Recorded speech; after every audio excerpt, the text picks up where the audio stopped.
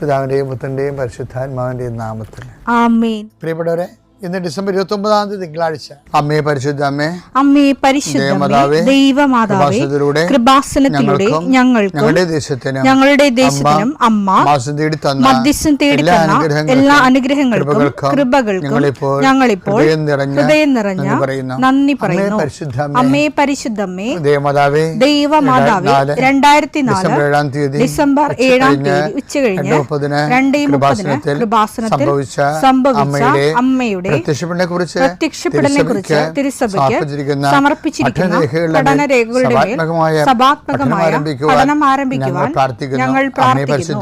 അമ്മേ പരിശുദ്ധമേ, ഭൂസ്വർലോകങ്ങളുടെ രാജ്ഞിയായ അങ്ങേയ്ക്ക് ഭൗമസംരക്ഷണത്തിനായി പ്രപഞ്ചപ്രകൃതിയെ തന്നെ തിരുസഭ പ്രതിഷ്ഠിക്കുവാൻ ഈ പ്രത്യക്ഷീകരണം വഴി ഇടയാക്കണമേ. പരിശുദ്ധമേ, ജപമാല മാതാവേ, സകല കൃപാസനം പ്രാർത്ഥനയോടും ചേർത്ത് ഞങ്ങളിപ്പോൾ പ്രാർത്ഥിക്കുന്ന ഈ കുടുംബത്തിന്റെ പ്രത്യേക നിയോഗം പറ മക്കളെ.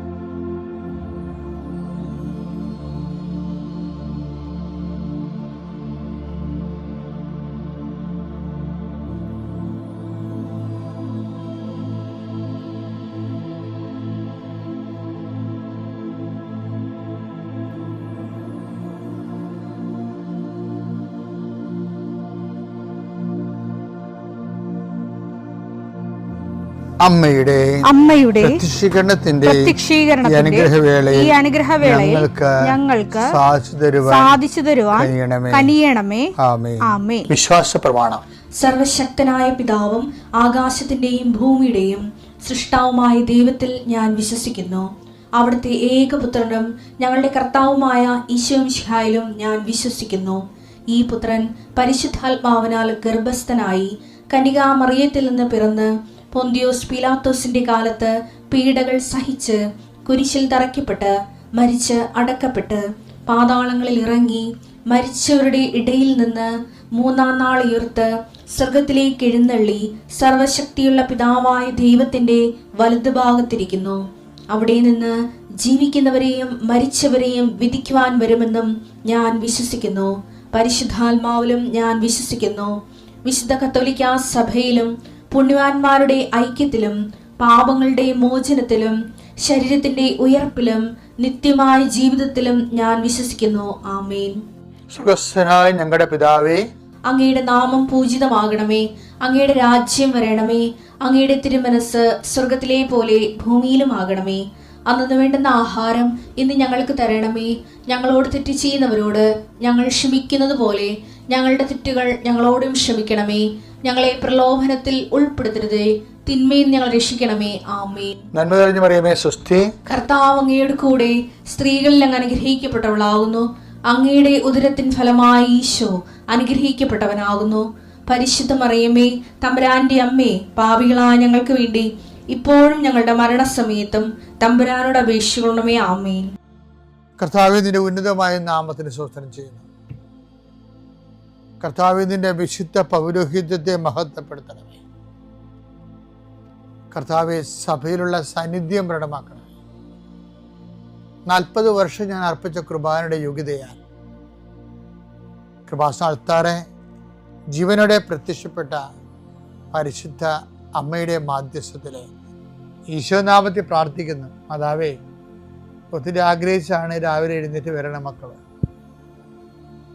അവരുടെ രോഗങ്ങളെ നീ ഏറ്റെടുക്കണമെന്ന് പ്രാർത്ഥിക്കുന്നു. അവരെ നീ സാന്ത്വനപ്പെടുത്തണം. പ്രത്യേകിച്ച് ശാരീരികമായ അവശതകളും രോഗങ്ങളും പരുക്കളും പൊറുക്കാത്ത മുറിവുകളും ഉള്ളവർ കർത്താവെ, അവരെ ഈ പ്രഭാതത്തിൽ അങ്ങ് സ്പർശിക്കണേ ഈശോയെ. കർത്താവെ, ചിലരൊക്കെ ഒരു ദിവസമെങ്കിലും ഒന്ന് ശരീരത്തിന് രോഗമില്ലാതിരുന്നെങ്കിലും ആഗ്രഹിക്കുന്ന രോഗികളാണ്. കർത്താവെ, കണ്ണീരോടെ പ്രാർത്ഥിക്കുന്നു, അവരെ നീ കൈവിട്ട് കളയരുത്. കർത്താവെ, സമാധാനത്തിന് വേണ്ടി പ്രാർത്ഥിക്കുന്നവരുണ്ട്, ഉറക്കം ഇല്ലാത്തവരുണ്ട്. കർത്താവ്, ഒരു വീട്ടിൽ തന്നെ താമസിച്ചിട്ട് എല്ലാവരും പരോക്ഷമായിട്ടും പ്രത്യക്ഷമായിട്ടും ഒക്കെ അവഗണിക്കുകയും ഗ്രൂപ്പുകൾ ഉണ്ടാക്കുകയും അതിൻ്റെ ആ ഗ്രൂപ്പിൽ പെടാത്തതിൻ്റെ പേരിൽ ഞെരുക്കപ്പെടുകയും ചെയ്യുന്നവരുണ്ട്. അത്രയും വലിയ തിന്മയുടെ ഭവനത്തിൽ നിന്ന് എവിടെയെങ്കിലും ഓടി ഒളിച്ചാൽ മതിയെന്ന് ഓർത്ത് വിഷമിക്കുന്നവരുണ്ട്. ഈശോയെ, അങ്ങനെ ഒറ്റപ്പെട്ടു പോയവരെ നീ താങ്ങിയെടുക്കണമേ എന്ന് പ്രാർത്ഥിക്കുന്നു. കർത്താവേ, ജപ്തി നടപടികൾ, സാമ്പത്തിക ബാധ്യതകൾ, കർത്താവേ, ഇറങ്ങിക്കൊടുക്കണമെന്ന് പറഞ്ഞിരിക്കുന്നവർ, പൈസ അടക്കാൻ പറഞ്ഞിരിക്കുന്ന ഡേറ്റുകൾ, പൈസ കൈ തികയാത്തവർ, പൂർണ്ണമായിട്ടും ഇല്ലാത്തവർ, അവരെയൊക്കെ നീ സന്ധിക്കണം. കൃപാസ്ഥാനത്താരെ ജീവനോടെ പ്രത്യക്ഷപ്പെട്ട മാതാവിൻ്റെ മധ്യസ്ഥത്തിൽ ഉടമ്പടിയെടുത്ത് പ്രാർത്ഥിച്ച 10,000 മക്കൾ നടത്തിയ രാത്രിയും പകലും മഴയത്തും വെയിലത്തും നടത്തിയ പരിശുദ്ധ പ്രവർത്തനത്തിൽ യോഗ്യതയായി കർത്താവെ, കൃപ കുറഞ്ഞിട്ടുള്ള മക്കൾ ഈ പ്രാർത്ഥന കൂടുമ്പോൾ അവരുടെ കഴിവ് കൊണ്ടോ സ്വാധീനം കൊണ്ടോ ഇതിന് തീരുമാനം ഉണ്ടാകത്തില്ല എന്ന് അവർക്കറിയാമായിരുന്നിട്ട് ആരും ഞങ്ങളെ സഹായിക്കും, ആരെങ്കിലും കർത്താവ് നീ എന്നെ അയക്കണമേ, ആരെങ്കിലും ഞങ്ങളുടെ കുടുംബത്തിലേക്ക് അയക്കണമേ, ബന്ധുക്കളോ സ്വന്തപ്പെട്ടവരോ ആരും ഇല്ലല്ലോ, ഇടപ്പോക്കാരും കാണുന്നില്ലല്ലോ, ആരെങ്കിലും അയക്കണമേ കർത്താവേ, മാതാവേ, നിന്റെ ദൂതയായി ആരെങ്കിലും ഈ വിഷയത്തിൽ അയക്കണമേ എന്ന് പ്രാർത്ഥിക്കുന്ന മക്കൾക്ക് ഇന്ന് 12 മണിക്കുള്ളിൽ ആളെ കിട്ടാൻ പരിശുദ്ധ ദേവമാതാവിൻ്റെ മധ്യസ്ഥതയിൽ പ്രാർത്ഥിക്കുന്നു. പരീക്ഷ കുഞ്ഞുങ്ങൾ, പരീക്ഷ എഴുതി കഴിഞ്ഞവർ, നല്ല റിസൾട്ട് പ്രതീക്ഷിക്കുന്നവർ, കർത്താവ്, അവസാനത്തെ പരീക്ഷയ്ക്ക് എഴുതിയിട്ട് ഇനി എഴുതാൻ കാശുമില്ല,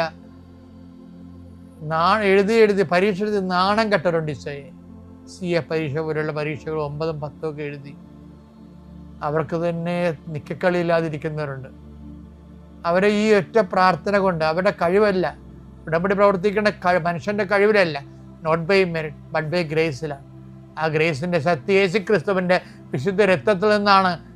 കൃപയുണ്ടാകണമെങ്കിൽ അത് കർത്താവിൻ്റെ സൗജന്യ ദാനമാണെന്ന് മനസ്സിലാക്കിക്കൊണ്ട് കർത്താവിൻ്റെ കൃപയുടെ ശക്തിയാൽ നിൻ്റെ എല്ലാ അപാകതകളും, എല്ലാ പരിചയക്കുറവുകളും, എല്ലാ പരാധീനതകളും പോരായ്മകളും യേശുനാമത്തിൽ പരിഹരിക്കപ്പെടുകയും നീ യേശുനാമത്തിൽ സൗഖ്യപ്പെടുകയും യേശുനാമം സമാധാനപ്പെടുകയും ചെയ്യട്ടെ. നിത്യപിതാവും പുത്രനും പരിശുദ്ധാത്മാവായ സർവീശ്വര നീക്കാമേ. എൻ്റെ പ്രിയപ്പെട്ടവരെ, മേരി നീഡ്സ് നോ നറേറ്റീവ്സ്. ഈ ദിവസങ്ങളിൽ എൻ്റെ മനസ്സിൽ വന്ന ഒരു വലിയ ധ്യാനചിന്തയാണ്. Mary needs no narratives. അതായത്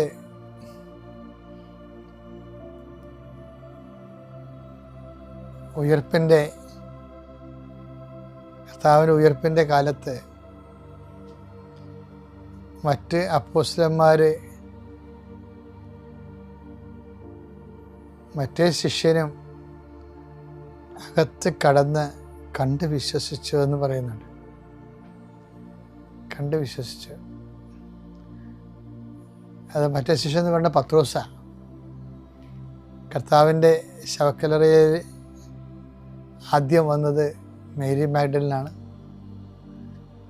അവൾ കണ്ട നെറേറ്റീവ് കല്ല് മാറ്റപ്പെട്ടിരിക്കുന്ന കണ്ടു. അപ്പോഴേ അവർ ഓടി, ശിഷ്യന്മാരെ വിളിച്ചുകൊണ്ട് വന്നു. അവരോടി. യോഹന്നാൻ പത്രോസിനേക്കാൾ വേഗം ഓടി. യോഹന്നാൻ കല്ലറയുടെ വാതിക്കൽ നിന്നും അകത്തേക്ക് നോക്കി കച്ച ചുരുട്ടി വെച്ചിരിക്കണ കണ്ടു. അങ്ങനെ എന്തെല്ലാം കാര്യങ്ങളാണ് അവർ കണ്ടത്. മറ്റേ ശിഷ്യനും പിന്നാലെ വന്ന പത്രോസും അകത്ത് പ്രവേശിച്ചു, കണ്ട് വിശ്വസിച്ചു. എന്തൊക്കെയാണ് കണ്ട് വിശ്വസിച്ചത്?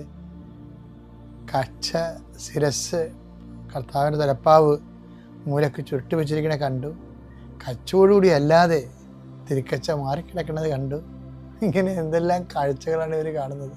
യോഹന്നാൻ 20:1 ഞാൻ ആഴ്ചയുടെ 1-ാം ദിവസം ആഴ്ചയുടെ 1-ാം ദിവസം അതിരാവിലെ ഇരുട്ടായിരിക്കുമ്പോൾ തന്നെ മഗ്ദലേന മറിയം, മേരി മഗ്ദലിൻ ശവകുടീരത്തിന്റെ സമീപത്തേക്ക് വന്നു. ശവകുടീരം കാണിക്കാൻ തുടങ്ങി. ശവകുടീരത്തിന്റെ കല്ല് മാറ്റപ്പെട്ടിരിക്കുന്നതായി 2 കാഴ്ചകളായി. ഒന്ന് ശവകുടീരത്തിലേക്ക് വന്നു, ഒന്നാമത്തെ കാഴ്ച കല്ല് മാറ്റപ്പെട്ടിരിക്കുന്നു. 2ാമത്തെ കാഴ്ച ആയി അവൾ കണ്ടു. അവൾ ഉടനെ ഓടി ശിമിയോൻ പത്രോസിന്റെയും യേശു സ്നേഹിച്ചിരുന്ന മറ്റേ ശിഷ്യന്റെയും അടുത്തെത്തി പറഞ്ഞു, കർത്താവിനെ അവർ കല്ലറയിൽ നിന്ന് മാറ്റിയിരിക്കുന്നു. എന്നാൽ അവനെ അവർ എവിടെ വെച്ചുവെന്ന് ഞങ്ങൾക്കറിഞ്ഞുകൂടാ. പത്രോസ് ഉടനെ മറ്റേ ശിഷ്യനോട് കൂടെ കല്ലറയുടെ അടുത്തേക്ക് പോയി. അവർ ഇരുവരും ഒരുമിച്ചോടി. എന്നാൽ മറ്റേ ശിഷ്യൻ പത്രോസിനേക്കാൾ കൂടുതൽ വേഗം ഓടി. ആദ്യം കല്ലറയുടെ അടുത്തെത്തി. കുനിഞ്ഞു നോക്കിയപ്പോൾ കച്ച കിടക്കുന്നത്. 3-ാം കാഴ്ച. 2-ാം കാഴ്ച, ആദ്യ കാഴ്ച എന്തായിരുന്നു? കല്ലറ. 2-ാം കാഴ്ച എന്താണ്? കല്ല് മാറ്റപ്പെട്ടിരിക്കുന്നത്. 3-ാം കാഴ്ച എന്താണ്? കുനിഞ്ഞകത്തേക്ക് നോക്കിയപ്പോൾ എന്താ കണ്ടത്? കച്ച കിടക്കുന്നത് അവൻ കണ്ടു. എങ്കിലും അവൻ അകത്ത് പ്രവേശിച്ചില്ല. അവന്റെ പിന്നാലെ വന്ന ശിമയോൻ പത്രോസ് കല്ലറയിൽ പ്രവേശിച്ചു. കച്ച അവിടെ കിടക്കുന്നതും. 4-ാം കാഴ്ച. കച്ച അവിടെ കിടക്കുന്നതും. തലയിൽ കെട്ടിയിരുന്ന തൂവാല. 5-ാം കാഴ്ച. തലയിൽ കെട്ടുന്ന തൂവാല കച്ചയോടുകൂടെ അല്ലാതെ തനിച്ച് ഒരിടത്ത് ചുരുട്ടി വെച്ചിരിക്കുന്നതും അവൻ കണ്ടു.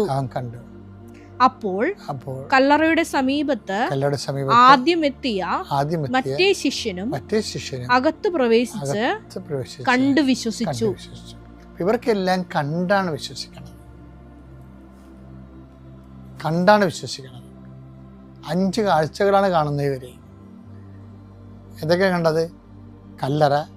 കല്ലറയുടെ കല്ല് മാറ്റിയത്, അകത്ത് കച്ച കിടക്കണത്, പിന്നാലെ വന്ന ശിഷ്യൻ അകത്ത് പ്രവേശിച്ച് കച്ച കിടക്കുന്നത് കണ്ടു, കച്ച ചുരുട്ടി വെച്ചിരിക്കുന്നത് കണ്ടു. അങ്ങനെ 5 കാഴ്ചകളുണ്ട്. അപ്പം കാഴ്ചകളും കാണലുകളുമായിട്ട് ആണ് ഈ ഈസ്റ്റർ നറേറ്റീവ്സ് പുരോഗമിക്കുന്നത്. അതിനുശേഷം പക്ഷേ ഈ 5 കാഴ്ചകൾ കഴിയുമ്പോഴാണ് മറ്റേ ശിഷ്യനും അകത്ത് പ്രവേശിച്ച് കണ്ട് വിശ്വസിച്ചു എന്ന് പറയും. അപ്പോഴ് ഇനി ഇതിൻ്റെ കൂടെയാണ് നമുക്ക് തോമാസ് ശ്ലീഹായോട് ഈശോ പറഞ്ഞ ഏറ്റവും പ്രധാനപ്പെട്ട വെളിപാട് വായിക്കേണ്ടത്. എന്താണ്? ഇതുപോലെ കണ്ട് വിശ്വസിക്കണതല്ല വിശ്വാസം. ഇതുപോലെ കണ്ട് വിശ്വസിക്കുന്നതല്ല വിശ്വാസം, കാണാതെ വിശ്വസിക്കുന്നതാണ് വിശ്വാസം. ഇപ്പം നമ്മുടെ കുറേ കാലത്തേക്ക് നമ്മുടെ ജീവിതത്തിൽ യാതൊരു അടയാളം കാണത്തില്ല, പ്രാർത്ഥനയ്ക്ക് ഒരു ഉത്തരം കിട്ടത്തില്ല. നമ്മുടെ പ്രാർത്ഥനയ്ക്ക് ഉത്തരം കിട്ടാതിരിക്കുക തന്നെയല്ല, ദൈവസാന്നിധ്യം അല്പം പോലും അനുഭവിക്കത്തില്ല. എങ്കിലും അപ്പോൾ അവശേഷിക്കുന്നതാണ് ശരിക്കും വിശ്വാസം എന്ന് പറയുന്നത്. ഒരു നറേറ്റീവ്സും ആവശ്യമില്ലാതെ, ഒരു വിഷൻ ആവശ്യമില്ലാതെ, കേവലം ദൈവസ്നേഹത്താൽ പ്രവർത്തന നിരതമായ ഒരു വിശ്വാസമുണ്ട്. ഗലാത്യർ 5:6. എന്നാൽ യേശുക്രിസ്തുവിൽ വിശ്വസിക്കുന്നവർക്ക് പരിച്ഛേദനമോ അപരിച്ഛേദനമോ കാര്യമല്ല. സ്നേഹത്തിലൂടെ പ്രവർത്തന നിരതമായ വിശ്വാസമാണ് സുപ്രധാനം. അപ്പോൾ ഒരു അടയാളവും ഇല്ല, അനുഭവമില്ല, അതിശയവുമില്ല, ഒന്നുമില്ല. പക്ഷെ ദൈവസ്നേഹമുള്ളവന് എന്താണ്? ആ സ്നേഹം തന്നെ വിശ്വാസത്തെ പ്രവർത്തന നിരതമാക്കിക്കൊള്ളും. ഇതാണ് മരിയൻ ഫെയ്ത്ത് എന്ന് പറയുന്നത്. അതാണ് മേരി നീഡ്സ് നോ നറേറ്റീവ്സ് എന്ന് പറയുന്നത്. ഞങ്ങൾക്ക് ഒരു പുസ്തകമുണ്ട്, എന്താ, നമുക്ക് അടയാളമില്ലാത്ത കാലം അമ്മയോടൊപ്പം. അത് അന്ന് എഴുതിയപ്പോൾ ഞാൻ ഉദ്ദേശിച്ചത് ഇത് തന്നെയാണ്. അമ്മ ഒരു അടയാളം, മേരി നീഡ്സ് നോ നറേറ്റീവ്സ്. ഈ കർത്താവിൻ്റെ പീഡാനുഭവത്തിനെ കുറിച്ച് പറഞ്ഞതിന് ശേഷം കുരിശിൻ്റെ ചുവട്ടിൽ വെച്ച് മാഞ്ഞു പോകുന്ന മറിയം പിന്നെ അമ്മയെ കാണുന്നത് പരിശുദ്ധാത്മാവിനെ സ്വീകരിക്കാൻ അപ്പോസ്തലന്മാരുടെ കൂടെ ഇരുന്ന് പ്രാർത്ഥിക്കുന്നതാണ്. അത്രയുള്ള സമയത്ത് നറേറ്റീവ്സ് ഒന്നും ഇല്ലാതെ അമ്മ വിശ്വസിക്കുന്നു. മേരി മാഗ്ഡലിനേക്കുള്ള അപ്പോസ്തലന്മാർക്ക് മുകളിലാണ് അമ്മയുടെ വിശ്വാസം. ഇതാണ് യഥാർത്ഥ വിശ്വാസം. ഒരടയാളം കാണാത്ത കാലം, പ്രാർത്ഥനയ്ക്ക് ഉത്തരം കിട്ടാത്ത കാലം, സ്നേഹത്താൽ പ്രവർത്തനക്ഷമമായി വിശ്വസിക്കാൻ നമ്മൾക്ക് കഴിയട്ടെ.